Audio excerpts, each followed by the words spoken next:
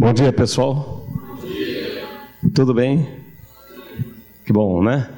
O frio está começando, a chuva está chegando e a vida continua.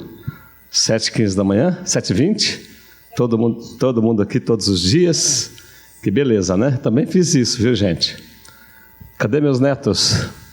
Ah, tá ali, Júlia, Ilinha. Tem mais? Viu o Gabriel ali, né? Meu neto por adesão, né, Gabi? É isso. Eu também fiz isso, conforme vocês fazem hoje, desde que eu era criança, viu, gente? E isso faz parte da vida, é muito importante. E nessa fase, quanto mais a gente fizer, com certeza vai ser melhor. Vamos conversar um pouco sobre isso, né? Perspectiva profissional, perspectiva de futuro. Também passei por essa fase das indecisões. Quando eu estava fazendo, na época, quando eu fiz o básico, o ensino médio, básico fase final, chamava científico. É mole? Científico.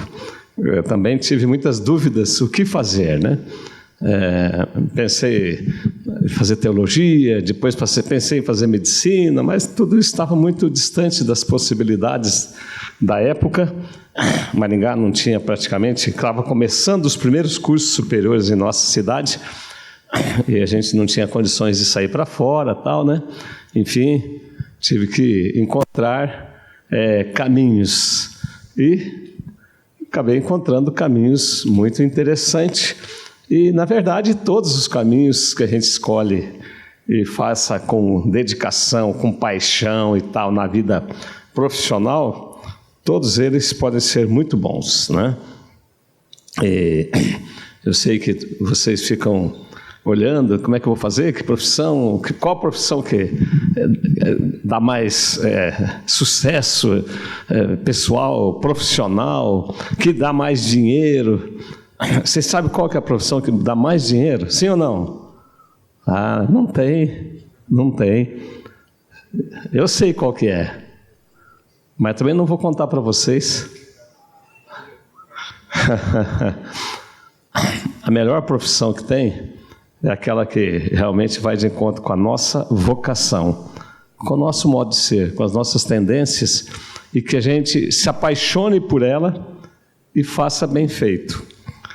Em todas as profissões tem gente indo muito bem e tem gente indo muito mal. Em todas as profissões. Não tem uma que diz, essa é a garantia de sucesso. A garantia de sucesso está na nossa garra, na nossa determinação, no nosso jeito de fazer da melhor forma possível. E é isso que a gente vai estar também discutindo com vocês nesta manhã, né? O sucesso é o que temos quando transformamos nossa motivação em atitude. Então, nós temos que ter motivação e ação, atitude, e se apaixonar por aquilo que faz. Quando a gente se apaixona por aquilo que faz, ninguém mais segura a gente. Não quer dizer que vai ganhar muito dinheiro. A profissão não é para ganhar dinheiro, é para a gente sentir-se bem, sentir-se realizado, sentir-se útil no meio em que vive. E, consequentemente, quem entra dentro desse padrão, desse modelo, acaba ganhando acima da média da sociedade, né? A mesma coisa na área empresarial. Eu quero ser empresário, quero fazer administração, contábeis, direito. É uma gama de cursos aí que dá embasamento para a vida empresarial. Também não tem um negócio que aquele é o melhor negócio, de jeito nenhum. Os negócios, as empresas, tudo depende também da vocação e da paixão daquele que está à frente dele. A mentalidade de quem organiza, de quem funda, o comprometimento na qualidade do serviço que ele vai prestar, foco no cliente, satisfação do cliente, né? E aí vai embora. mais de 50% das empresas que começam não vivem mais que 5 anos. Elas morrem antes de completar 5 anos, mais de 50%. Então, multidões estão sonhando negócios, não é? E tem que sonhar mesmo, né? Porque senão a gente não faz nada. Se nós não tivermos sonhos, não tentarmos, não ter iniciativa, a gente não vai sair do lugar. Quem faz o mesmo caminho todo dia do mesmo jeito, sempre vai chegar no mesmo lugar. Então a gente tem que tentar, tem que arriscar, tem que realizar sonhos. Mas realizar sonhos não é um passe de mágica, né? É todo um processo. Os sonhos acordados, é claro que eu estou dizendo sonhos acordados, para ser materializado a gente tem que estudar muito sobre o assunto, se especializar, planejar, buscar os recursos econômicos, buscar o capital humano, pessoas para compor com a gente, que a empresa a gente nunca faz sozinho, não é? Implementar, avaliar permanentemente para ver se está tudo indo muito bem, cumprindo com a missão principal do qual a empresa se fundamenta. Toda empresa tem que, primeiro, que missão? O que é que eu quero fazer? O que é que eu quero atingir? Que passos eu quero dar? Não é? É a missão que a gente cria para começar uma empresa, né? É avaliar, reimplementar, corrigir rotas e tocar em frente. O cenário brasileiro, o Brasil ainda é um país de muitas oportunidades, principalmente para quem leva o conhecimento a sério, para quem estuda para valer, porque nós temos um cenário de educação, na média, muito baixo, muito baixo. Então, aquele que se dedicar um pouco mais, ele tem chance de estar à frente, não é? Quem estudar bem, para valer, ele vai aprender mais, vai ter maior capacidade de decisão, de conclusão de temas, de soluções, etc., né? Porque nós nascemos todos iguais. A partir das nossas atitudes é que vão surgindo as diferenças. Diferenças no sentido de iniciativa, liderança, etc., né? Vai dependendo das nossas atitudes, das nossas ações. Se você ficar parado esperando, não tem jeito. Porque a educação brasileira, ela não é muito boa na média. Algumas instituições fazem força, mas a cultura brasileira não contribui. Jovem brasileiro detesta estudar. Eu tenho feito muitos testes aqui, eu faço palestras aqui para o primeiro ano que entra aqui, primeiro ano da faculdade. Entram 2, 3 mil, eu reúno todos aqui em vários grupos e tal, e tento convertê-los ao conhecimento. O grande problema da cultura brasileira, da escola brasileira, é que ela não converte a sociedade ao conhecimento. Ele não aprende a aprender. Quem aprende a aprender tem prazer em estudar. E a juventude brasileira detesta o estudo. Eu tenho feito o teste que eu tenho feito aqui, às vezes eu digo para eles, olha gente, depois de feito aquele discurso, empolgando a todos para rachar de estudar, aí eu falo, pessoal, eu resolvi tomar uma atitude legal aí legal, vírgula, né? Nesse meio de ano, em vez de ser 15 dias de férias, vamos dar um mês de férias. Todo mundo vibra, né? Está pagando para aprender e não quer receber o produto pelo qual estão pagando. É só o Brasil, gente, que acontece isso. Isso até o universitário, que já está com a carreira ali, já pôs o pé na carreira que ele vai seguir, né? Na profissão que ele vai seguir. Se eu disser, vai ser um mês de férias, estão pagando, não vão reclamar de ter que pagar, mas reclamam de ter que vir à escola, ou de ter que estudar em casa, por exemplo. Então essa é a cultura que eu quero deixar muito claro para vocês ficarem espertos, não cair nesse jogo da cultura brasileira, da leniência da sociedade brasileira, quando se trata de aprender, de estudar. Porque não tem como, eu vou mostrar nessa manhã, que vocês vão ter que se tornar excelentes estudantes. Não tem como, vocês têm que quebrar essas barreiras culturais internas que os engessa no que tange a aprendizagem, né? Primeiro, um país só se desenvolve quando a escola leva o aluno a estudar para valer. É 6, 7 horas dentro da sala, mais 2 horas de tarefa em casa. Certo? Todos os países desenvolvidos, a escola é tempo integral. Lá nos Estados Unidos, as crianças entram, adolescentes, jovens, na universidade também. Não existe curso noturno nos países desenvolvidos, faculdade noturna, isso é coisa de país atrasado como o nosso, subdesenvolvido. O aluno entra 8, 8h30 da manhã e sai 4 horas da tarde, por aí. Entre 3h30 e 4h30 da tarde. Ele fica 7 horas na escola. Não tem aquele almoço igual nós fazemos aqui, todo mundo vai para casa, 1h30, tal, 2, come bastante, enche a barriga, aí vai fazer alguma coisa depois do almoço. O sistema do processo digestivo está consumindo energia, dá uma moleza, um soninho, não é? É um lanche, um bom lanche e acabou. Um excelente café da manhã, um lanche rápido lá pelo meio-dia, e o restante é produzindo, tanto nas empresas quanto nas escolas. E aqui no Brasil, 5, 10% da população tem a oportunidade de estar numa escola de tempo integral. Nós temos vários momentos de contraturno aqui, né? Mas não é um projeto pleno de tempo integral. Eu espero que, dentro de pouco tempo, dentro de alguns anos, que vocês possam ver ainda essa escola no Brasil. Aí o Brasil vai dar certo. Porque só dá certo quando a sociedade aprende para valer. Aí, como a escola é de tempo parcial, ainda tem indisciplina na sala de aula. Acho que chamada não tem mais, professora?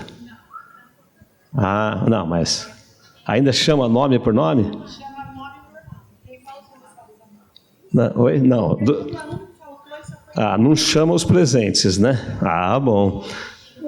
Chama os presentes?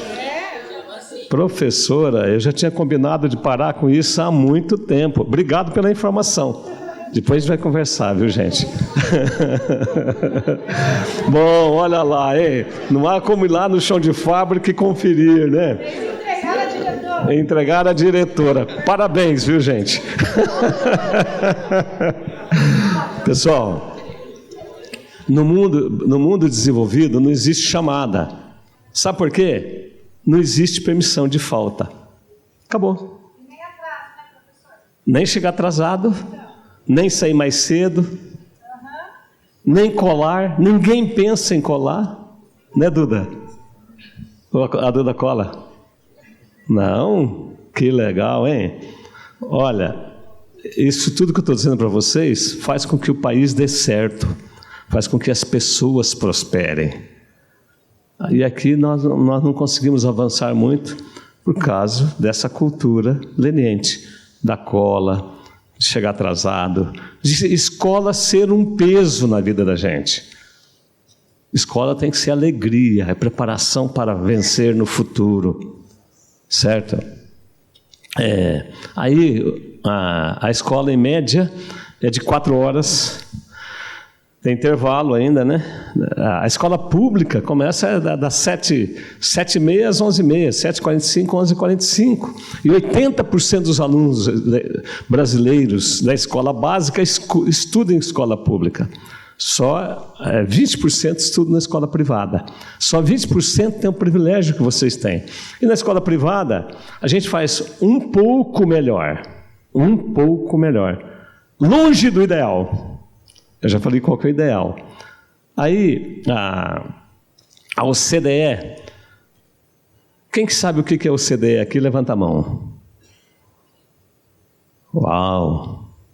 Você sabe, né? Um só. Quem que dá aula aqui de... dessa área aí que passa por aí e tal, né? Bom, a OCDE é composta por 35 países desenvolvidos, é uma organização, um tratado dos países desenvolvidos e em desenvolvimento. 35. Só 35 estão ali. O Brasil agora está fazendo um esforço enorme para compor esse grupo, mas, tecnicamente, estão longe dessa possibilidade. E a OCDE apoia os países em desenvolvimento e subdesenvolvido. E eles fazem pesquisa nesses países para ver a qualidade de escola, porque só tem uma forma de um país ser desenvolvido: ter escola de qualidade. Acabou. Onde o aluno estude o dia todo e leva um pouco de tarefa para casa. E aqui eles identificaram que tem 32% de desperdício dentro da sala de aula. 32% de desperdício do tempo dentro da sala de aula. 19 e pouco por cento com indisciplina. E 14%, arredondando os números, por atividades burocráticas. E a principal dela é a chamada. Agora, por que tem que fazer chamada, né? Eu sou contra a chamada. Para mim tem que anotar os que estão faltando. Em regra? Não, depois. Não, professora, só no final. Só no final para fazer a pergunta. Eles estavam assinando lista e estavam assinando na frente de amigos que não estavam na sala. Aí, falta de honestidade de muitos, pondo o nome na lista de quem não está na sala. E aí nós somos Meus profundos pesares. Esse é o país que... Bom, mas eu vou falar um pouquinho sobre a corrupção. A corrupção está aqui dentro. Então nós voltamos. Não é só lá em Brasília, né, professor Lázaro? Não é só nos estados e parte dos municípios. Está dentro do coração do brasileiro, dentro da cultura brasileira. Vou falar sobre isso, joia, professora. Eu sei. Agora, por que tem que conferir quem veio e quem não veio? Porque o Brasil permite o aluno faltar 25% das aulas. Não tem país no mundo que o aluno possa faltar tanto assim. Acabou, é um direito legal faltar 25% das aulas. 1/4 das aulas. A cada 100 dias de aula, o aluno pode faltar 25 dias que ele não vai reprovar. Por falta, não. Não é? Não tem, gente. Isso é só coisa de país de terceiro, quarto mundo. E só vocês poderão mudar isso daqui para frente. Com atitudes, com luta, participando, entendendo o que é esse país, sabendo que nós estamos num país extremamente rico e um dos mais pobres do mundo ao mesmo tempo. Maiores riquezas do mundo está no Brasil. As melhores terras, os melhores mananciais, o melhor clima que produz o ano inteiro, 3 safras por ano. Vocês imaginam no mundo, lá nos polos, Europa, Estados Unidos, né? É inverno rigoroso, não se planta nada no inverno, é gelo. É uma safra e com muita dificuldade. Nós temos 2 até 3 safras por ano. Minérios temos abundantemente. Petróleo temos abundantemente. Mas, gente, se não tivermos a riqueza mental, intelectual, essa vontade de se desenvolver como cidadão, como pessoa, com compromisso, com seriedade, sem mentira, o povo brasileiro mente muito, sem mentira, sem meias palavras, nós não vamos ser um país vencedor, de jeito nenhum. E os governos, em regra, não têm interesse em melhorar isto. Porque países de governos corruptos e lideranças corruptas, que é na maioria, eles não têm vontade de melhorar a escola, de corrigir rotas na educação. É bom que tem que ter escola, porque o CDE faz todas essas avaliações, índices de aprendizagem e tal, e publica isso no mundo. É ruim politicamente, o país está indo mal aí, mas quando os políticos não são bem intencionados, eles não querem que melhore a educação. Mesmo esse problema de falta de 25%, eles não têm interesse em reduzir esse índice de falta. E aí o professor tem que fazer chamada, né? São 40 milhões de alunos no ensino fundamental e médio no nosso país. Aqui a gente já está tentando largar disso. Já me esforcei para acabar com a tal da chamada. Mas 40 milhões de nomes são chamados 2 vezes por dia, 3 vezes por dia. Vocês já imaginaram? Aí que dá mais de 10% de desperdício dentro da sala de aula, somado com a indisciplina.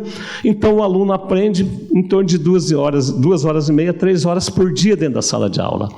Enquanto no mundo desenvolvido não tem indisciplina, ninguém falta. Horário de aula não pode ter um adolescente, um jovem, ninguém na rua. Meus netos todos já tiveram a oportunidade de morar nos Estados Unidos um tempo, e eu tenho um grupo de netos que parecem americanozinhos, são todos loirinhos, né, Elinha? E quando eles estavam chegando lá para começar a pôr na escola e tal, pai, uma casa de lanche, estamos com fome. Ah, tá bom, pega o dólar e vai lá comprar. Chegou lá a moça do caixa, olhou e falou: peraí, eu não vou vender o lanche para vocês. Agora é hora de escola, o que vocês estão fazendo aqui? Cadê o pai de vocês? Ah, pai e mãe estão indo no carro. Chama eles aqui. A moça do caixa não vende, é cultura, gente. Não vende. Aí chegou o pai, a mãe: escuta, o que está acontecendo com os filhos de vocês? Agora é hora de escola. Nós estamos integrando aqui, mas você tem documento aí e tal? Tem cara de americano, né? Tem que provar. Não entra no mercado, não entra, ninguém deixa. Na Inglaterra, para entrar no ônibus, no horário de aula, alguém com 16 anos para baixo tem que ter um bilhete do pai, da mãe ou da mãe autorizando ele fazer aquela linha naquele momento, porque senão o motorista do ônibus é punido. Ele tem que entregar. Se ele pôr para dentro sem ter uma ordem por escrito de alguém, e lá quando escreve e assina, vale, viu gente? Vale, porque ninguém afajuta nada. A palavra no mundo desenvolvido, ela vale, viu gente? Para valer. Então, o mundo que deu certo, só deu certo porque fizeram esse tipo de escola. Então, acordem para a vida, tá?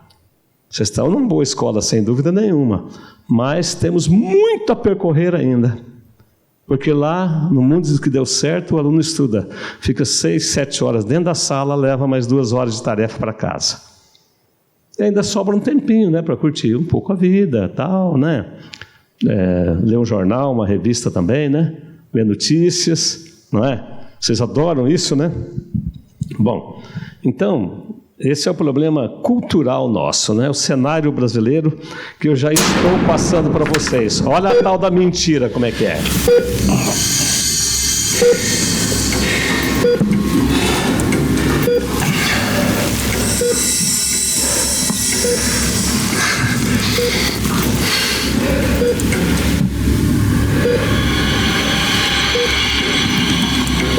Doutor, primeiro catéter, 3 graus da carótida esquerda.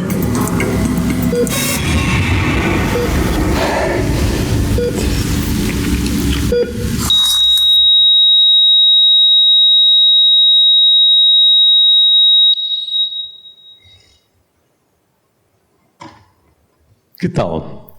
Você gostaria de uma hora, se tiver um problema médico, ou seu pai, sua mãe, e se você chegar lá, ele está lá na hora de urgência lá, e alguém chega e fala: ih, esse médico colou um monte na escola.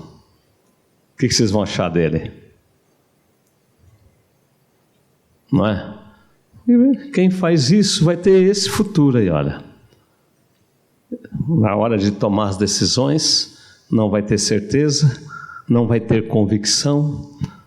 A consciência devia pesar um monte, né?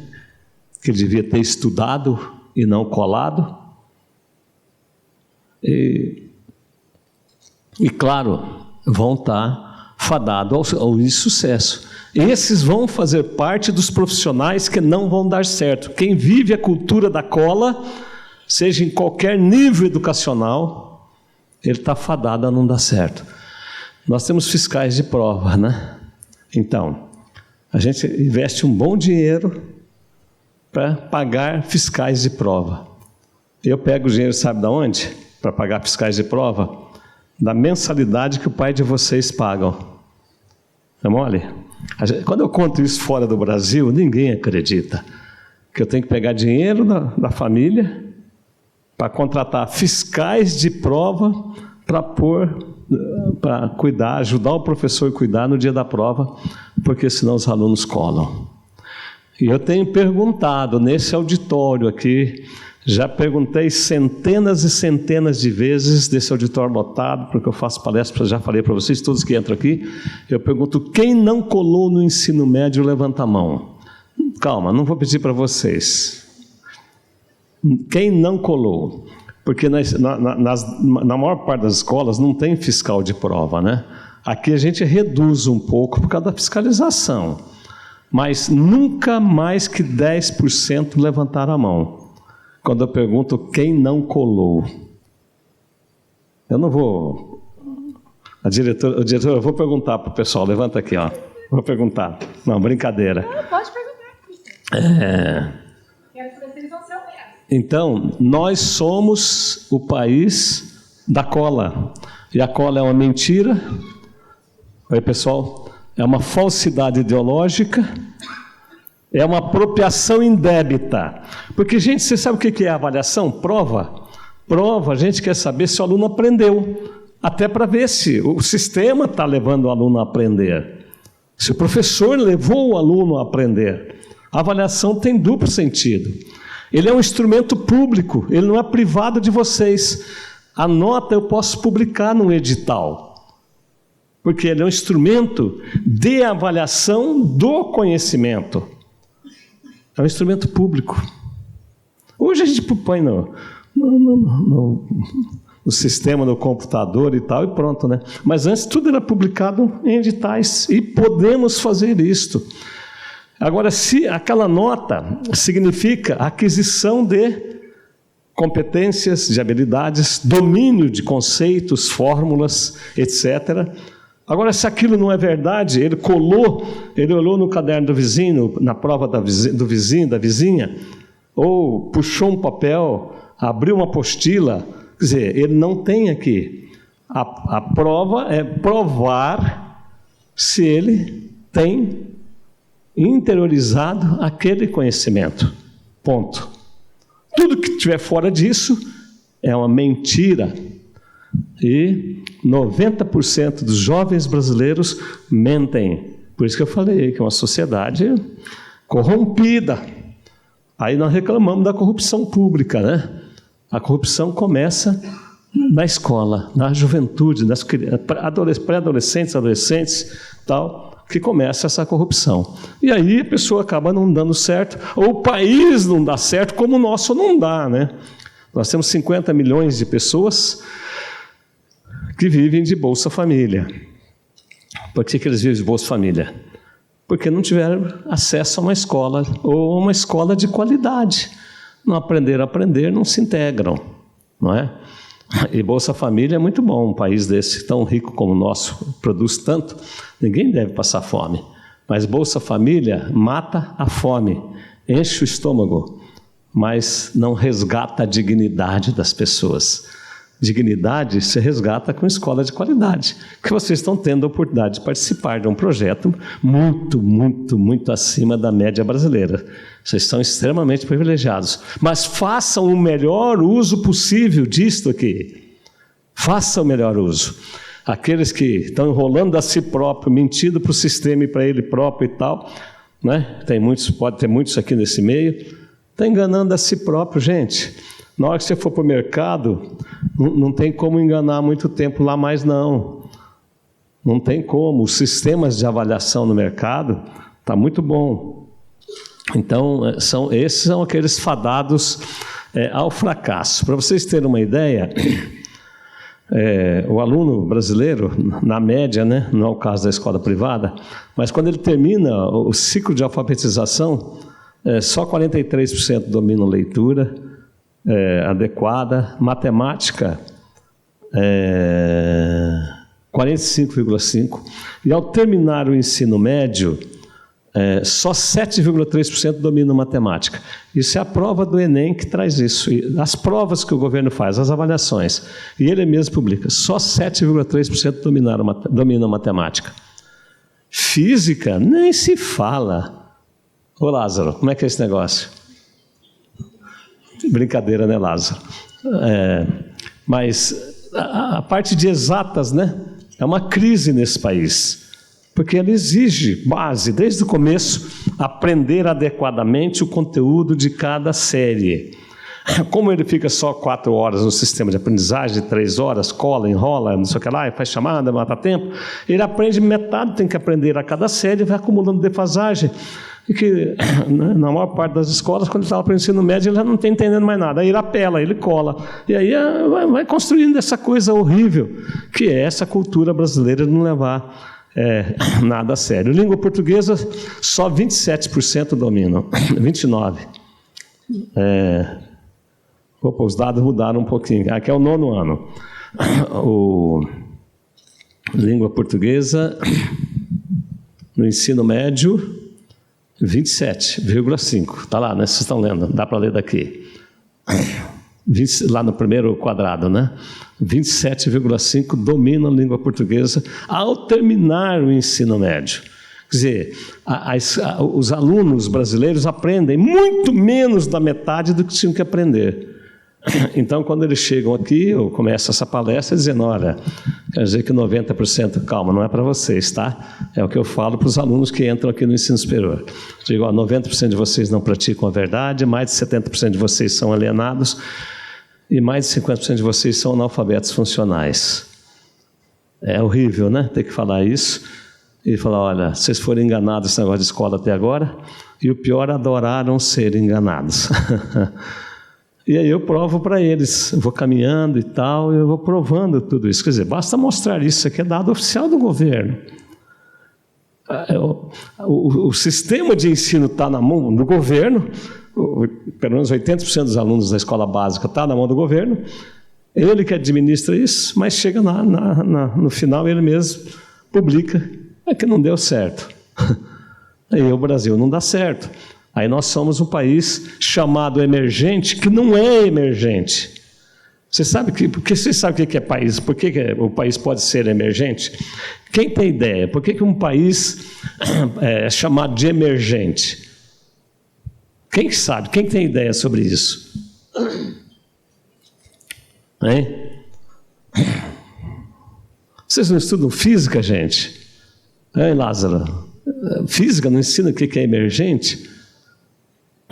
Acho que tem que ter uma disciplina mais intensa de economia. Que mostra crescimento econômico. Isso. Que cresce acima da média. Né? Tem crescimento econômico, mas ele cresce acima da média. O que é emergir? Emergir é algo que está afundado e vai ascender, crescer, emergir acima da média. Porque a maior parte dos países estão tendo desenvolvimento econômico, crescendo economicamente. Quem estiver crescendo mais do que a média de todos, esse é emergente. E o Brasil é chamado de país emergente, mas é uma mentira isso, viu, gente? É mais uma enganação, como diz, uma tapeação. Porque a média de crescimento mundial da economia no mundo é 3,5%. Nós estamos crescendo, ano passado 1%, esse ano, se der 1%, vai ser quase um milagre. Quer dizer, nós estamos crescendo muito menos da média mundial. Então, nós não somos emergentes, nós estamos afundando. Aí tem os chamados BRICS, que são 6 países chamados de emergentes. 6, 7, uma hora cai um, entra outro. Tal. Essa média dos emergentes é 5,5% ao ano de crescimento econômico. Nós estamos muito aquém de tudo isso. Sabe por quê? Pela baixa qualidade da escola, pela baixa vontade de aprender de seus alunos, eles não aprendem a aprender, E assim nós vamos continuar colhendo os péssimos resultados, tendo milhões e milhões de pessoas vivendo à margem do processo produtivo, se integrar, ter dignidade, ter sua vida própria, produzir para ganhar por si próprio e tal. Agora, claro, é um país que não lê. Brasil, a sociedade brasileira, não lê. Lê com uma preguiça. Se tem que ler, se a escola exige, é um sacrifício ter que ler. Certo? Quem aqui lê livros fora do conteúdo específico? Calma, vou perguntar. 50 livros por ano. Vocês nem esperam perguntar? Agora levanta a mão. 50! Olha. Não, vamos falar sério. Vamos contar, né? 1 livro por mês em média, fora dos livros didáticos. 1 livro em mês por média. 12 livros por mês, levanta a mão. Levanta a mão.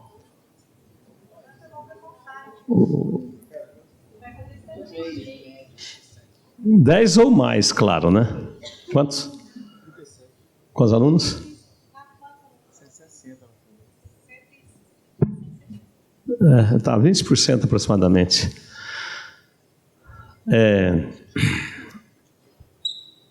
Você sabe o que acontece com um país que não lê? Com uma sociedade como a nossa e como vocês que não leem, adoece. Sabia? Que país que não lê, o povo é doente. A prova é a seguinte: quantas livrarias tem em Maringá? Vocês leem, né? Vocês vão na livraria, não vão? Quantas livrarias tem em Maringá?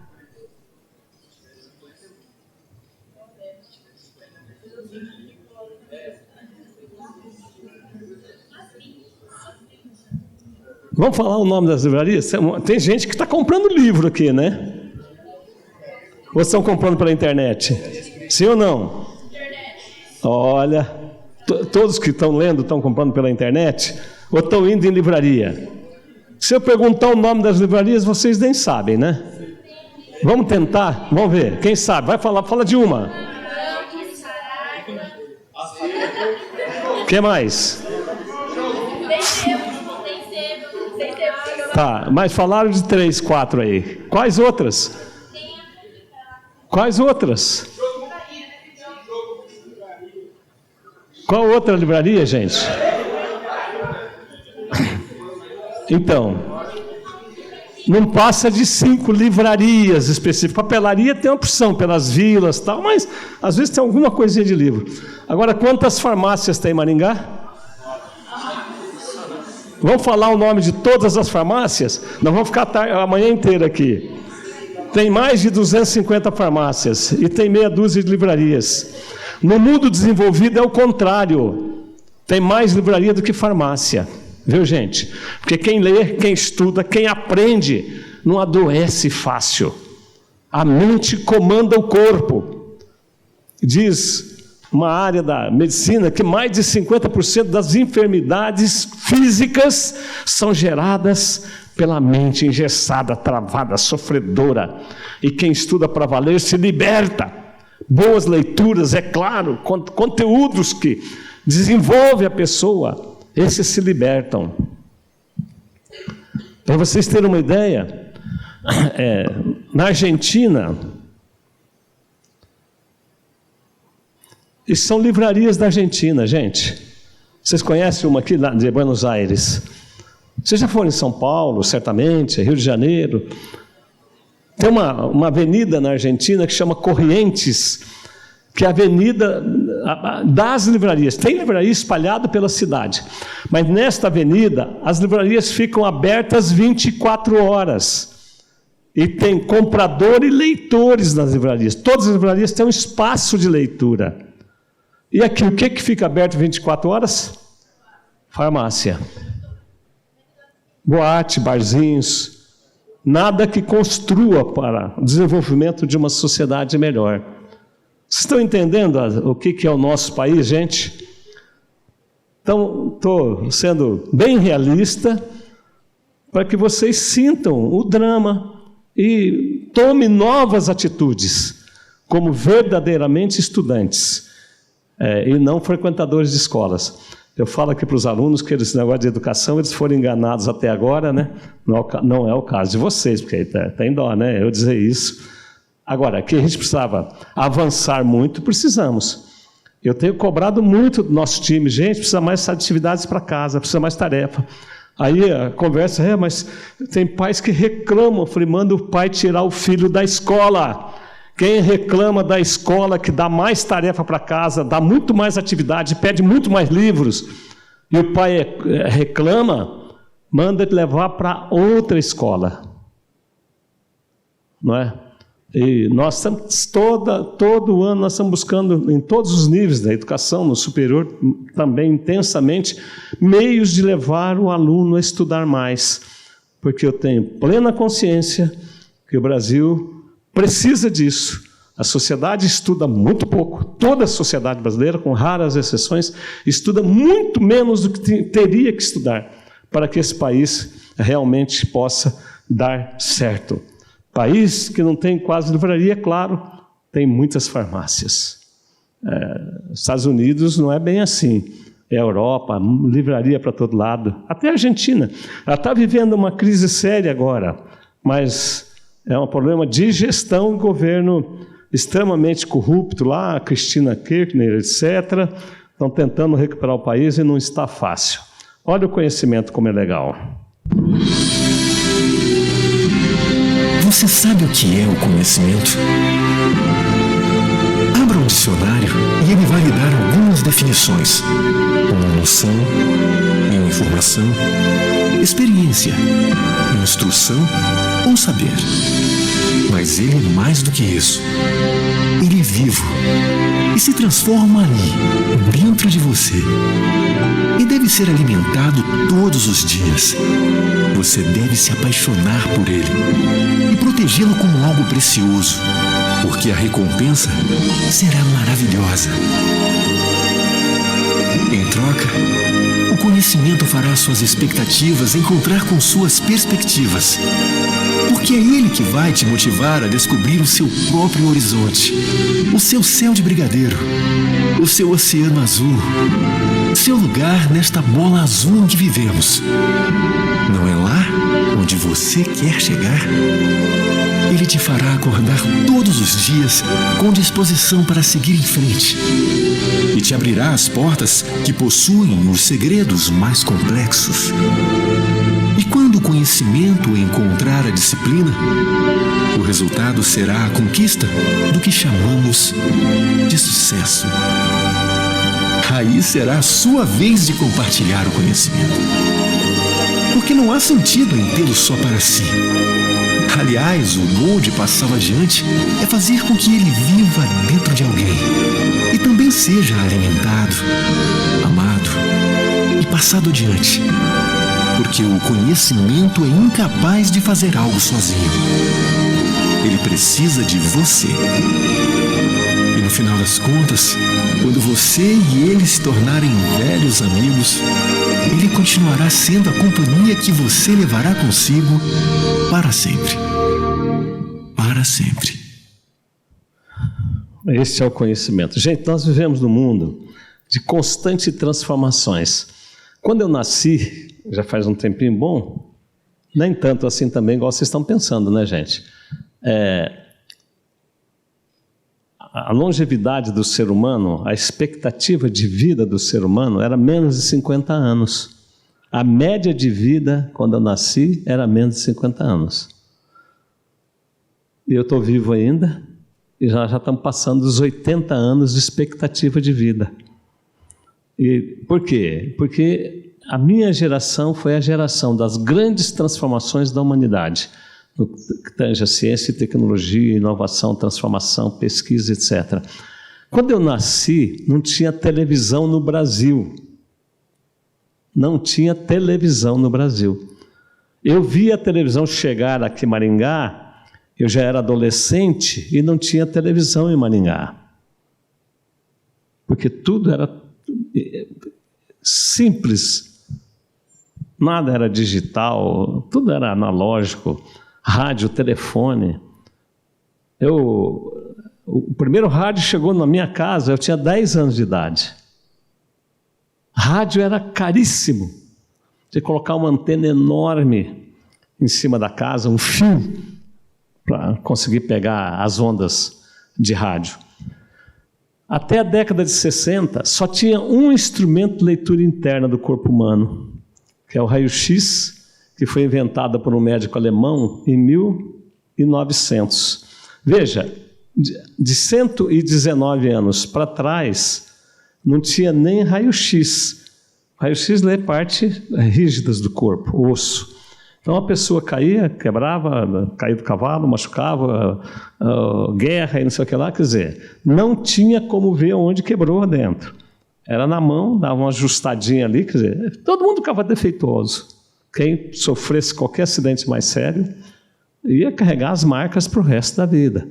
Hoje nós temos instrumentos que leem a calcificação interna das coronárias, das veias do coração, sem nenhuma invasão. São os tomógrafos, né? E tantos outros equipamentos dessa forma.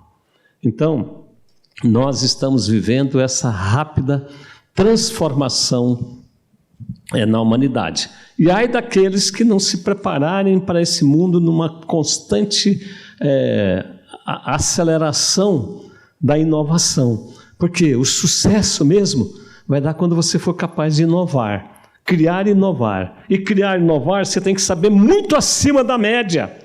Está no top do saber. Você tem que passar por dominar numa linha do conhecimento tudo que já está posto. Falou, pô, preciso de novas soluções. E tem milhares fazendo isso todas as horas. Uma boa parte, um grupo bom no Brasil e, claro, no mundo desenvolvido, que nós importamos, tudo que nós temos de alta tecnologia, nós importamos, viu, gente? Nada é nosso. Nós não temos um automóvel brasileiro, nós não temos um telefone brasileiro, temos uma fábrica de avião, mas importamos tudo que é de alta tecnologia. No avião importamos a turbina, importamos todos os painéis, todos os softwares, nós fazemos a fuselagem, o designs muito bonito, e estofados, o que é básico no avião. Importamos tudo. Por quê? Porque a nossa sociedade não leva o conhecimento a sério. E só é possível se cada um de vocês realmente aprenderem a aprender, se apaixonar pelo conhecimento e caminhar mais rapidamente. Porque o mundo não parou não, viu, gente? Está aqui, olha. Por volta de 1800, foi a primeira máquina que produziu força. Até 1800... todo trabalho, toda força era produzida ou pelos ventos, ou pelos animais, ou pela força braçal. Veja quantas transformações.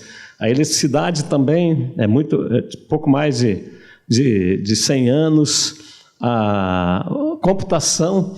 Quando eu fiz a faculdade, eu me formei em matemática, tinha um computador na universidade. Eu estudei na Federal de Santa Catarina. Tinha um computador. Ele enchia uma sala dessa aqui. E aluno, para mim era um sonho ver aquele computador. Não vi. Estudei uma linguagem de Fortran, que era a linguagem científica da época. Não tinha nada das linguagens de hoje, era alguma coisa muito embrionária. Mas nem ver o computador a gente não via. Era perfuratriz, a gente tinha acesso lá fora, numa portinha lá, perfurava o cartão, deixava no outro espaço. Daí uma semana a gente passava para ver se o software da gente, o fluxograma que nós tínhamos construído, estava resolvendo o problema que a gente estava querendo resolver. E hoje, né, hoje o próprio iPhone, essas coisas, a capacidade que tem de armazenamento, etc., né? E assim, olha, gente, nós estamos vivendo hoje a era da computação e da inteligência artificial. Essa é uma grande revolução do mundo e vocês têm a obrigação de acompanhar e dominar tudo isso. O mundo está transformando rapidamente. Olha o que era uma indústria de automóvel há 50 anos atrás e o que é hoje. Totalmente robotizado. Mas, infelizmente, nós não construímos nenhum desses robôs no Brasil. Nem os softwares, nem as carcaças. E temos que importar tudo pela baixa qualidade da escola e pela baixa vontade da juventude e da sociedade brasileira de aprender. Ainda falando sobre a qualidade da educação, tem uma reunião em Davos, dos países desenvolvidos, na Suíça, e lá eles publicam o ranking de educação.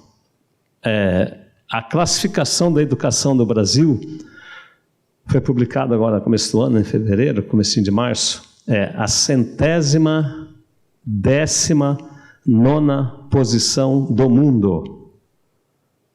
Tem 118 países com escolas melhores que a brasileira. Zimbábue, por exemplo, vocês já viram falar, né? Tem educação melhor do que a nossa. Um monte de países da África, que quando a gente às vezes olha, a África é subdesenvolvida. Uma boa parte dos países lá, a escola é bem melhor do que a escola brasileira, gente. E aí as transformações estão aí, e só quem tiver o domínio do conhecimento é que vai dominar isso. Veja esse vídeo, se vocês não viram ainda, para vocês verem a velocidade das transformações que o mundo está vivendo, e só vai acompanhar isso e participar disso quem levar o conhecimento muito a sério.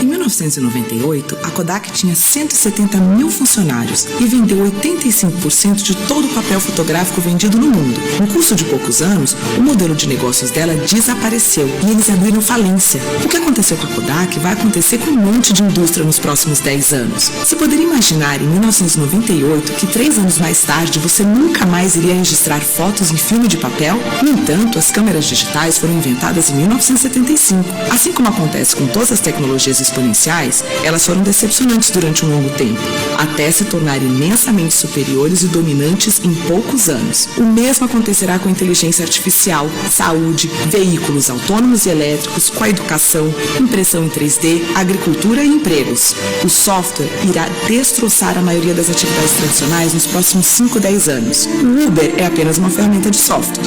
Eles não são proprietários de carros e são agora a maior companhia de táxis do mundo. A Airbnb é a maior companhia hoteleira do mundo, embora eles não sejam proprietários. Inteligência artificial.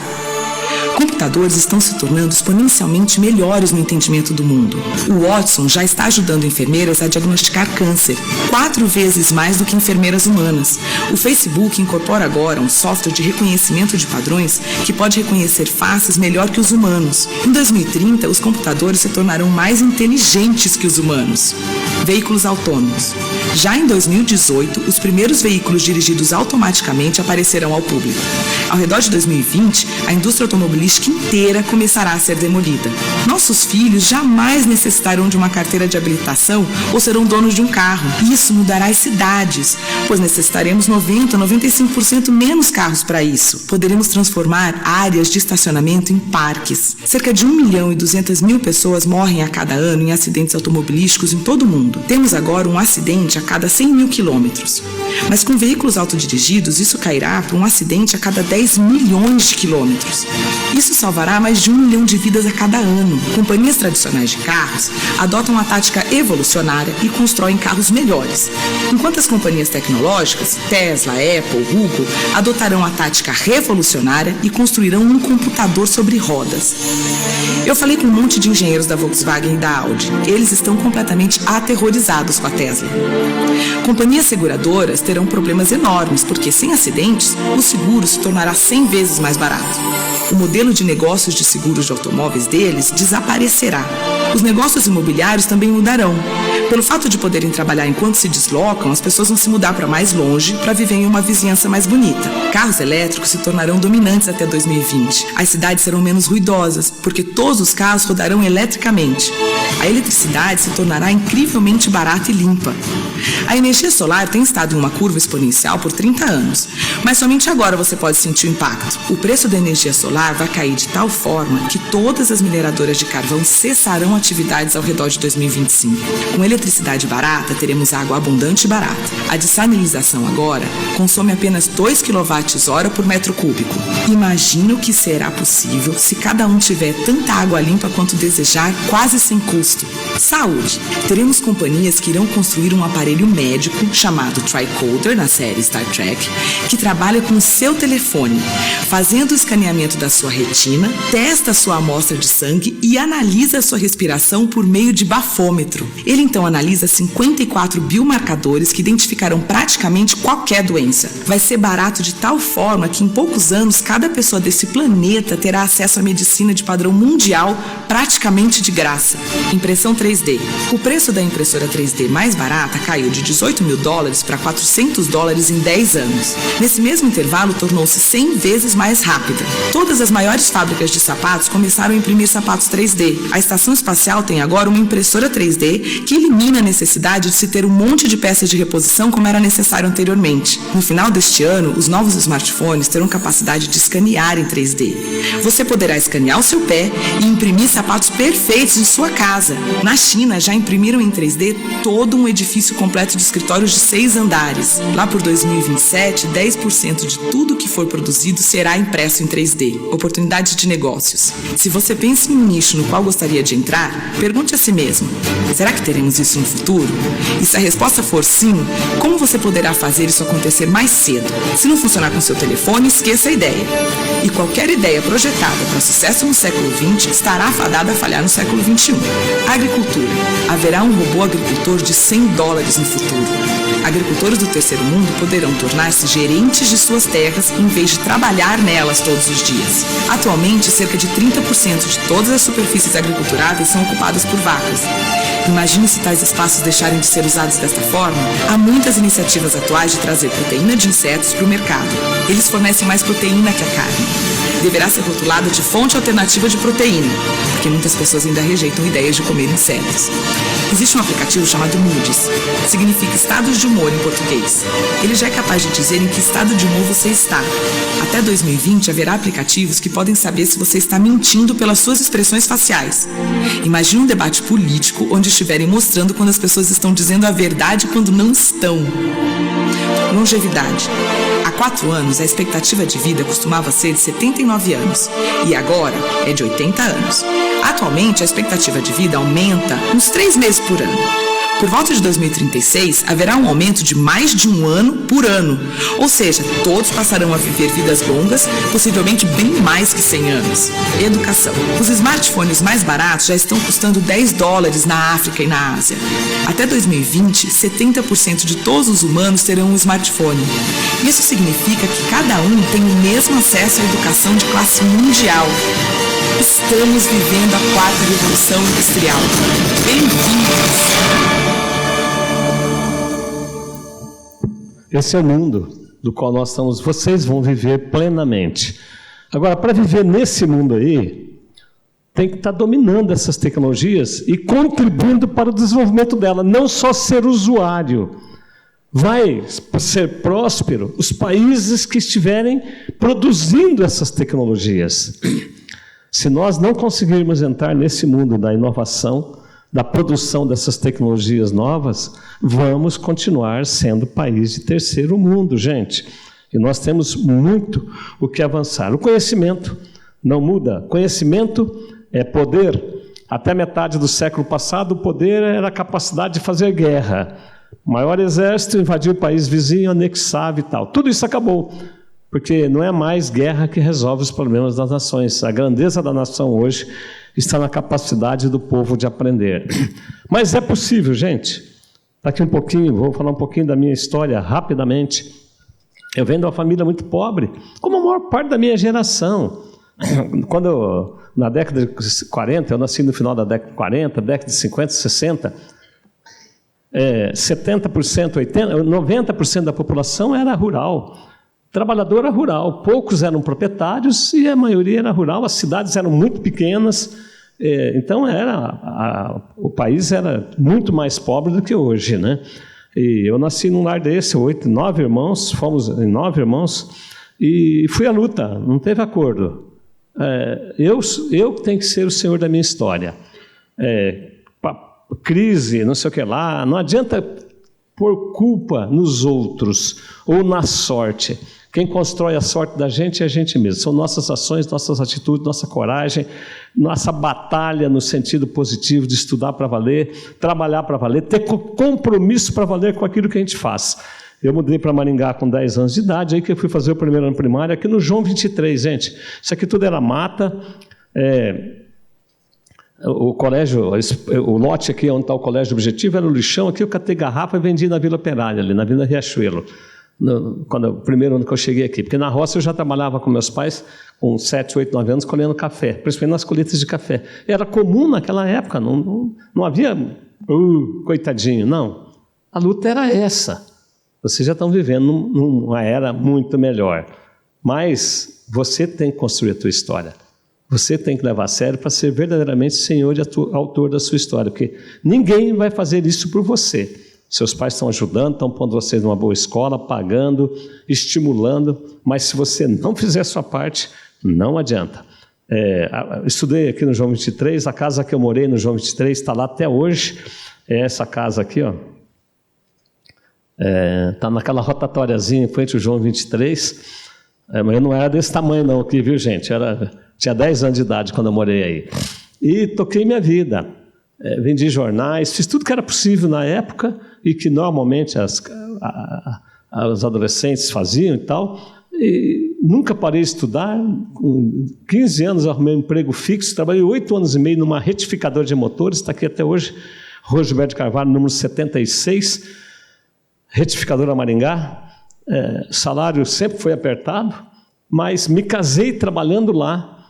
Quando eu entrei lá, eu estava no sexto ano. Quando eu saí de lá, eu tinha passado para o 3º ano de faculdade, aí que eu fui terminar na Federal de Santa Catarina.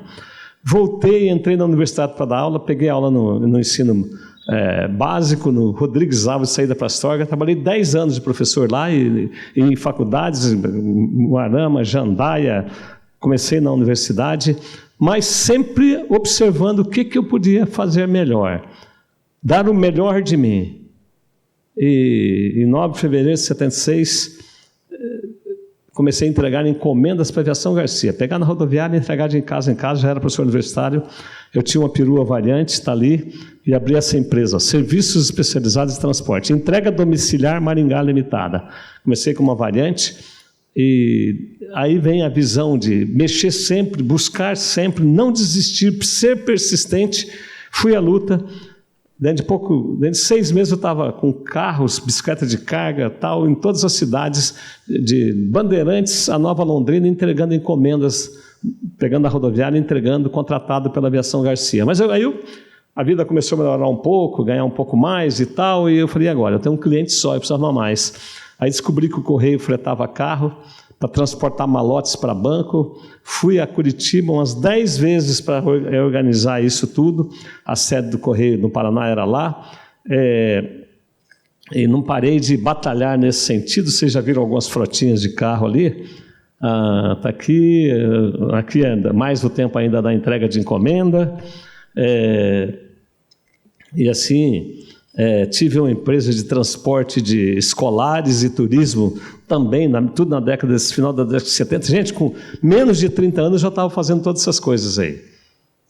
Aprendi e coloquei em prática. E acreditei. Tive lutas, tive dificuldades, não tinha dinheiro, tinha que financiar tudo, tinha que arrumar avalista. Nunca fui um inadimplente.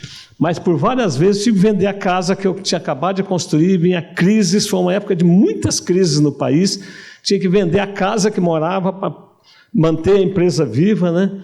E fui à luta, continuei, a transportadora cresceu, tive em torno de 200 veículos, motocicleta transportando malotes para o Banco do Brasil, dentro de São Paulo, 135 agências, o malote saía do SESEC, um centro de processamento de dados. Hoje é tudo feito via internet, nada disso existe mais. Se eu tivesse ficado naquilo ali, eu estava desempregado hoje, tinha acabou tudo isso. É um mundo em transformação, as profissões se extinguem, as atividades se extinguem e surgem novas exigindo muito mais habilidades, e sim habilidades tecnológicas, não mais só físicas e financeiras.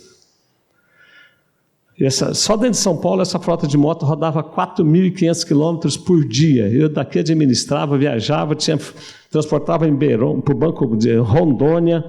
É muito trabalho, visão de futuro, tal. Tive uma construtora, fiz 9 edifícios aqui em Maringá, mas sempre olhando para o futuro. E olhando para esse negócio de a malote vai acabar, começou a vir internet e tal, como de fato acabou. E aí eu pensei, Maringá não tem uma instituição de ensino superior privada, só tinha pública, tinha poucas vagas. Meus filhos adolescentes, a maior parte dos filhos dos amigos tendo que estudar fora, São Paulo, Curitiba, etc. Londrina já tinha 2 pequenas faculdades privadas. Eu parto do princípio que querer é poder, quem quer arruma um caminho, quem não quer arruma uma desculpa. Geralmente a pessoa terceiriza a culpa, né, do pai, da mãe, do governo, da crise, não sei o que lá, mas não é não. A crise, governo, pai e mãe sempre vai existir, graças a Deus, né? Mas nunca eles serão culpados. O governo participa de uma boa culpa, mas é dentro desse modelo que eu tenho que buscar o meu caminho, gente. Ninguém vai dar pronto para mim. Sou eu que tenho que construir, desenvolver a minha mente para valer, para poder migrar de um lado para outro. Não adianta você aprender numa área só unidirecionalmente. Você vai ter que ter uma grande especialização, uma grande especialidade, mas vai ter que ter um conhecimento geral muito grande, porque você vai ter que mudar 2, 3 vezes de profissão durante a vida de vocês. Aí, falei, Maringá, preciso abrir uma instituição de ensino aqui. Fui à luta, demorei 4, 5 anos para conseguir autorização de 2 cursos. Aqui, ó, aqui foi construído o Colégio Objetivo. Isso aqui quando eu entrei com o trator aqui, ó. Aqui era o lixão. Por isso que é tudo bagunçado, bem mais alto aqui do que toda a região.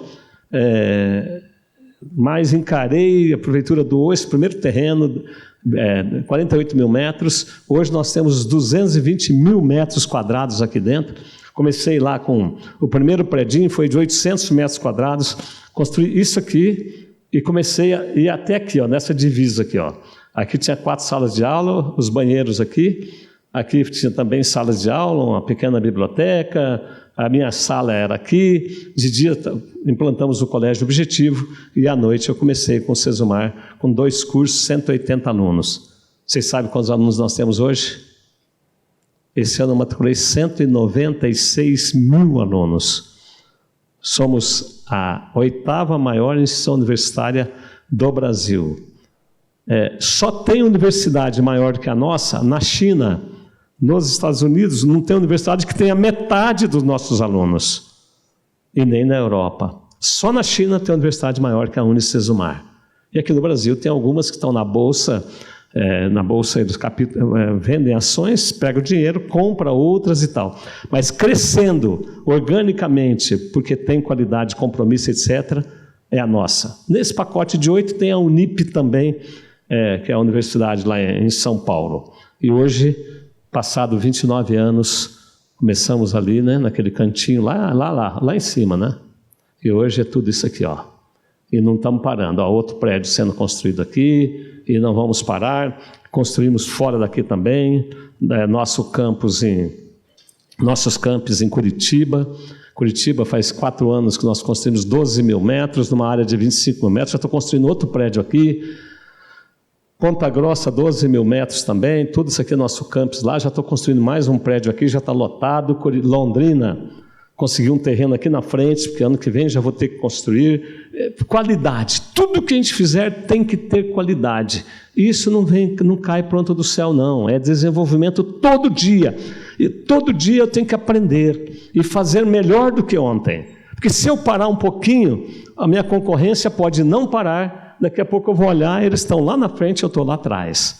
Aqui em Maringá, logo depois que eu comecei, tem uma que começou também lá pela metade da década de 90, de um professor aí, muito cara competente e tudo, mas eles têm 1.200 alunos. No mesmo cenário, eu tenho 190 mil alunos. A segunda maior de Maringá tem 8 instituições privadas aqui, a segunda maior de Maringá tem 4 mil alunos. E eu 190 mil alunos. Gente, essa é a diferença da gente ter paixão pelo que faz, comprometimento, dedicação. E é conhecimento, gente. É desenvolvendo a mente que eu promovo essas coisas. Senão não vai. Passei a visitar escolas no mundo, fazer curso fora, tal. Conheço escolas em mais de 30 países no mundo, saber o que está dando certo e o que está dando errado e tentando fazer diferença todo dia aqui. E temos 4 pilares que nos sustentam, que dão as diretrizes para a nossa organização. O intelectual, profissional, emocional e espiritual. E quanto ao intelectual, nós temos disciplinas para isso no ensino superior, no colégio. Vocês têm que ler revistas, jornais, ver televisão, notícias. Vocês têm que se integrar com o país que vocês vivem, com o mundo que vocês vivem, e deixar de ser alienados. Nós fizemos uma pesquisa aí no nível educacional, ali nesses dias, final do ano passado, para alunos do Colégio Objetivo, e descobrimos que eles estudam em casa 1 hora, em média. Se em média 1 hora, tem um que estuda 2, o outro não estuda nada. Mas também perguntamos quanto tempo você fica na frente do smartphone. Deu 2 horas e meia por dia. E quanto tempo você fica na frente assistindo um filme, alguma coisa na TV? Com certeza não é um jornal para discutir com a família o caminho do Brasil, etc. Mais 3 horas. 5 horas e meia de desperdício. Pode usar um pouquinho, né, gente? Mas, por favor, não mate o futuro de vocês em ações naquilo que não ajuda a construir, fazer de vocês seres humanos melhores. Aí eu pergunto aqui, não vou perguntar agora, porque o tempo está curto, quem aqui se informa pelas redes sociais? Muita gente levanta a mão. Aí eu começo a fazer alguma perguntinha, como o que é o CDE, qual foi o PIB do Brasil do ano passado, qual que é a possibilidade, a taxa básica de juros, ninguém sabe. Aí falou, você está se enganando a si próprio, você está lá no telefone, kkk para lá, kkk para cá, fazendo caca o tempo todo, em vez de estar se dedicando para a construção de um futuro melhor. Gente, acorde para o mundo, acorde para a realidade do mundo que vivemos, né? Sobre o pilar, eu já falei do pilar intelectual, profissional, os conteúdos específicos de cada curso. O emocional, usamos lá no ensino fundamental a teoria de Augusto Cury, lá de mentes livres, free mind, etc., né? Usamos numa disciplina no ensino superior também. Sobre o espiritual, você já sabe o que a gente pensa, né? Quando vocês sentam no vaso sanitário aqui, o que vocês lêem lá? A Bíblia, né? Todo o vaso sanitário, na rede inteira. Nós temos 580 polos de ensino à distância pelo Brasil. 170 e poucos mil alunos estão no ensino à distância e 20 e poucos mil no ensino presencial. Ano que vem nós vamos começar o presencial em Campo Grande e Corumbá, inclusive com uma nova faculdade de medicina. Nós temos 300 vagas de medicina só aqui em Sesumar, na Unicesumar. Somos a 3ª maior faculdade de medicina do Brasil. Só tem 2 com um pouquinho mais de vaga do que nós. Gente, não caiu pronto do céu, não. É luta, é garra, é interagir, é chegar cedo, planejar, olhar, ver notícias das 6h30, 7h30, eu estou na esteira andando, vendo as notícias, malhando, chego aqui 8 e pouco, saio 8 da noite, trabalho um monte. Mas será que vale a pena trabalhar tanto? Vale, viu, gente? Porque sabe o que acontece? Eu paro também, só que quando eu paro eu curto em alto estilo, né? Adianta você ficar feito um cozidão lá na frente da TV, ou na frente tal, cozidão ali, a hora que você vai, puxa, não tem dinheiro. Não adquiri competências para ser um vencedor. Eu sou um vencedor. Estou mostrando isso para vocês, para mostrar que é possível. E na mesma área que eu estou, muitos começaram, não deram certo, não conseguiram crescer, muitas instituições fecharam as portas. Nos últimos 5 anos, mais de 350 faculdades fecharam as portas, por causa da crise, faltou aluno, etc.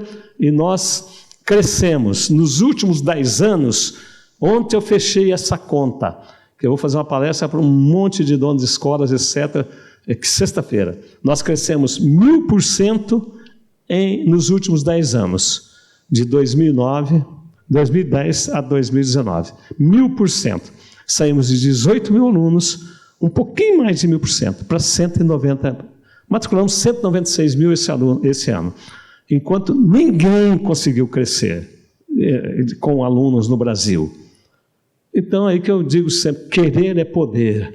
Quem quer arruma um caminho, sim, arruma uma solução. É possível, desde que a gente acredite na gente.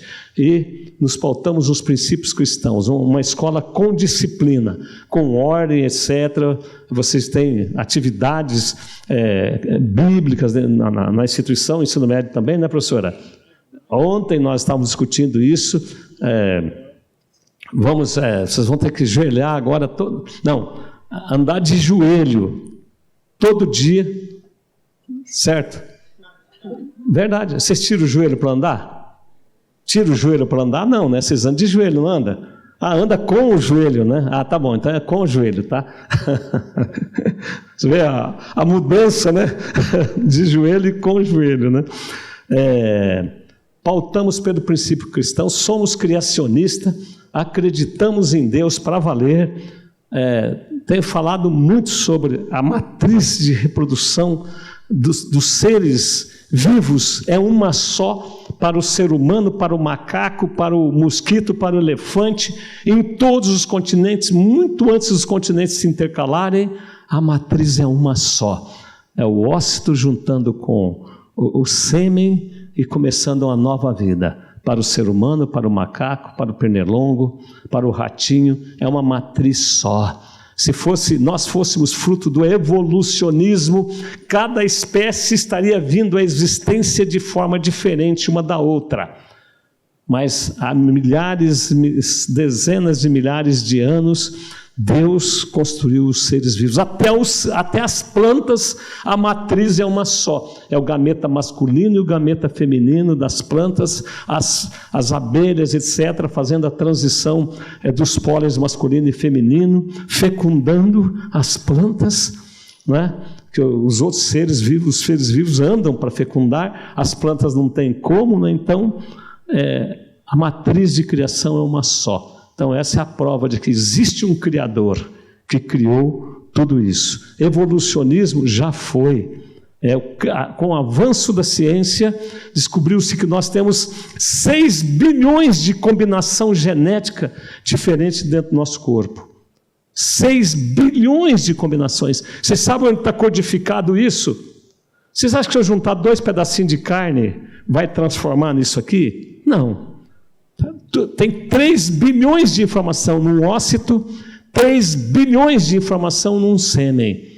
E eles se fundem, como está tudo codificado, daquelas 2 células invisíveis ao olho nu, está tudo codificado e vai transformar em 6 bilhões de combinações moleculares para dar todas as funções que o ser humano tem, a simetria, né? Dedos, pernas, etc. A coisa é fantástico a criação.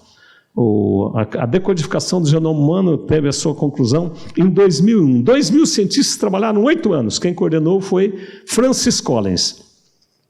Pesquisem sobre Francis Collins. Ele era um ateu. Esse cientista, ao concluir esse trabalho, ele se converteu em um criador. E ele escreveu um livro que nós somos a linguagem de Deus. Nós somos a linguagem de Deus. É a ciência provando que nós somos fruto de um Criador. Deus existe. Logo, a Bíblia é verdade e Jesus também é verdadeiro porque ele está na Bíblia.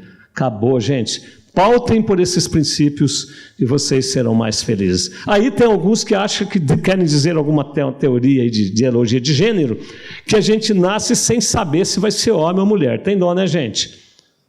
A matriz do mundo é essa, de toda a criação dos seres multicelulares. É macho e fêmea. É macho e fêmea, é do macho e da fêmea juntos que surge uma nova vida. Está tudo codificado. Então, nós não admitimos essa história de ideologia de gênero aqui em nossa instituição, em nenhum dos níveis. As ideologias vêm e vão. Ideologia marxista, disso, daquilo. Quantas ideologias provocaram estragos gigantes ao longo da história da humanidade e foram embora.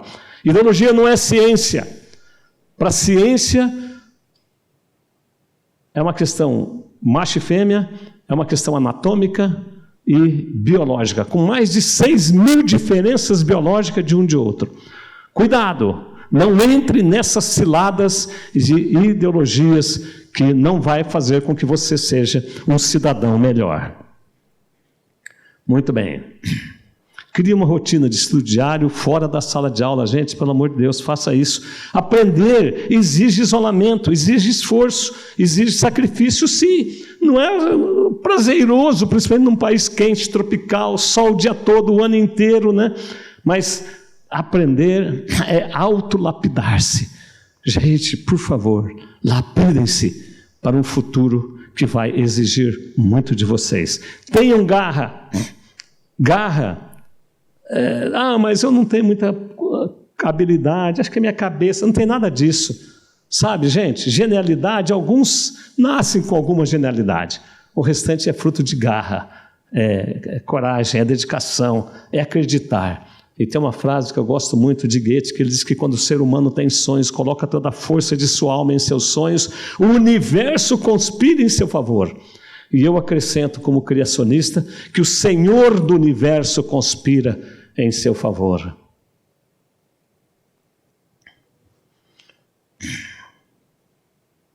Então, gente, garra é paixão e perseverança.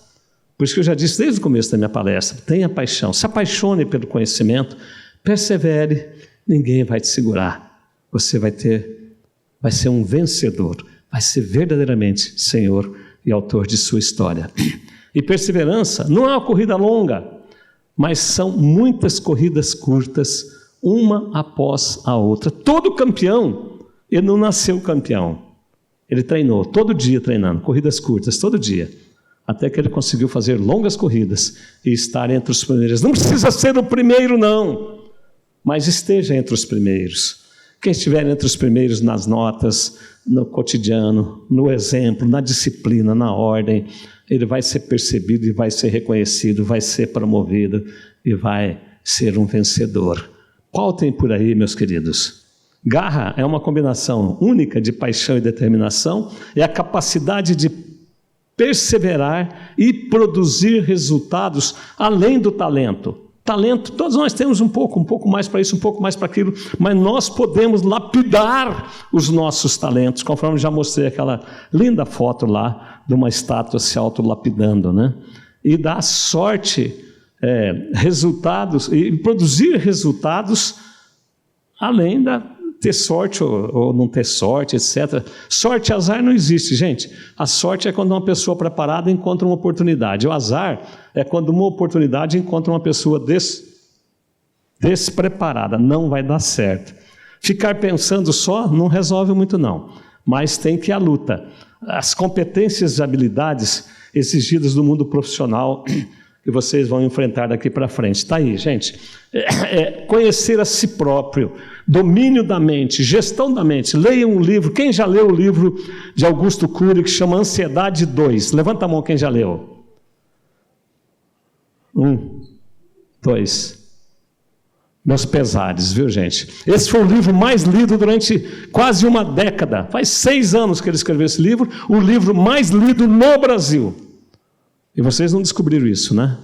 Então, anote aí, professora, passa no quadro. Professores, passa no quadro, Ansiedade 2. Aprendam a fazer a gestão da mente. Não entre na cilada da ansiedade, da mente, do circuito acelerado da mente, que tira o foco. Você está aqui, mas a sua mente já rodou para não sei todo lado por aí. Não vai dar certo quem não for capaz de relaxar na mente e concentrar naquilo que é foco, naquilo que precisa ser concentrado. Isso é ansiedade, síndrome de pensamento acelerado, etc., leva à depressão. Depressão é um desastre na vida da sociedade moderna. Então, se autoconheça, domine a tua mente, seja gestor dela. Inteligência socioemocional. Por isso nós usamos muito a teoria de Augusto Cury. Augusto Cury tem mais de 45 livros escritos. Quem já leu um livro de Augusto Cury, levanta a mão. É o autor brasileiro mais lido. 60 países leem livros de Augusto Cury. E vocês não leram ainda. Professores, professora, eu quero um programa de leitura sistemático a partir da semana que vem. Vou contratar uns 4... Pode, professores, diretora, cadê a coordenadora? Organize todos vão ter que ter 15 dias, uma leitura de um livro a cada 15 dias. Elenque esses melhores livros, vocês vão se virar, vão ter livraria em Maringá e diminuir o número de farmácias, gente. Pelo amor de Deus, vão contribuir com o futuro de vocês.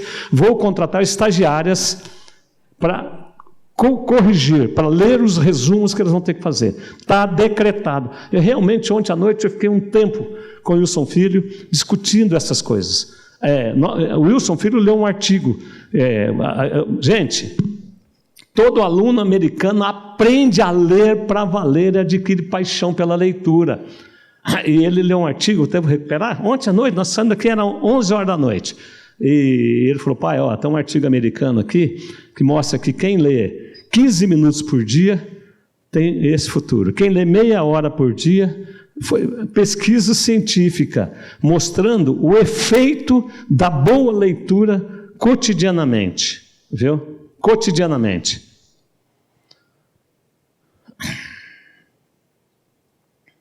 Vamos contribuir melhor, um pouco mais com o futuro de vocês, tá bom? Eu tenho certeza que vocês vão agradecer amanhã. Talvez hoje alguns até vão reprovar por causa disso, que tem que valer nota, viu, professora? Né? Mas vocês vão agradecer no futuro próximo. As habilidades estão aí. Obrigado, gente. Valeu. Olha as habilidades. Flexibilidade. Para ter flexibilidade, tem que conhecer muito, de aquilo que eu já disse para vocês, grande conhecimento específico e conhecimento significativo de um modo geral. Certo, gente? Pensamento crítico. Mas para ter pensamento crítico, eu tenho que desenvolver minha capacidade de pensar. O senso comum não resolve mais nada. O pensamento do senso comum é a vala que está a maioria do povo brasileiro que vive na pior. Nós temos que ter um senso científico, um senso elevado. E aonde a gente adquire esse senso? Lendo, estudando conteúdos específicos e conhecimentos gerais. Certo, professores? Agilidade, está tudo aqui, né? Iniciativa e empreendedorismo. Foi o que herdei, graças a Deus, meus pais. Meu pai era um homem simples, trabalhador rural, mas um homem que tinha uma biblioteca lá na roça. Ele vinha domingo, sábado na cidade fazer compra, levava os jornais da semana e levava livro para ler. E lá, aquela turma de trabalhador de roça, meu pai, com temas bastante elevados. Por isso esse auditório, minha mãe também, chama Etelvina, e a Praça do Conhecimento, se vocês olharem lá, ali tem os conhecimentos históricos da humanidade, ciência, filosofia, artes e religião, tem os 4 elementos que compõem o universo, etc. Aquela placa que tem naquele pilar, na entrada ali daquele espaço ali do Leve Grill, tem lá a foto do meu pai, Praça do Conhecimento, Laudelino Pedro da Silva. Ele tinha 2 anos de escola, mas era um sábio, porque ele lia muito. E graças a Deus eu absorvi esse hábito. E por isso, hoje eu estou aqui. Eu tenho um monte de primos que eu dou cesta básica. Agora, às 8h30 da manhã, eu mandei levar mais R$1.300 para um primo meu, que foi rico aqui em Maringá. Quando eu tinha uma bicicleta trabalhando na Horticultura de Maringá, ele já tinha um aviãozinho. Mas o mundo transforma rapidamente, a riqueza muda de mão rapidamente. O dinheiro muda de mão rapidamente, gente. Por isso a gente tem que ter capacidade elevada de produzir, para valer. A gente segura. Acabou uma área, a gente tem que ter essa habilidade maior, agilidade, flexibilidade, para migrar de área. Conhecimento pouco, miséria garantida. Criatividade, inovação, capacidade de comunicação, proatividade, né? Se mexer, acesso à análise de informação para valer, toda essa tecnologia tem que ser dominada, e inteligência artificial. Nós vivemos na era dos laboratórios de realidades virtuais, realidade aumentada, inteligência artificial. Os carros estão tornando-se autônomos, não precisa mais motorista.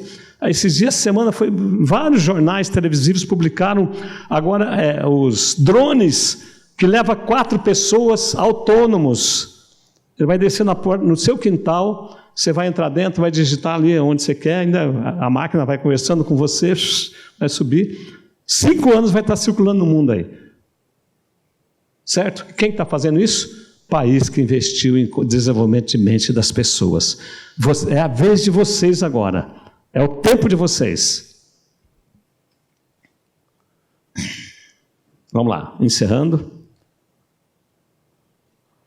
Projeto de Vida é um livro muito interessante. Professora, eu vou mandar o primeiro livro que eles vão ler é o Projeto de Vida, anota aí. Vou dar um para cada um.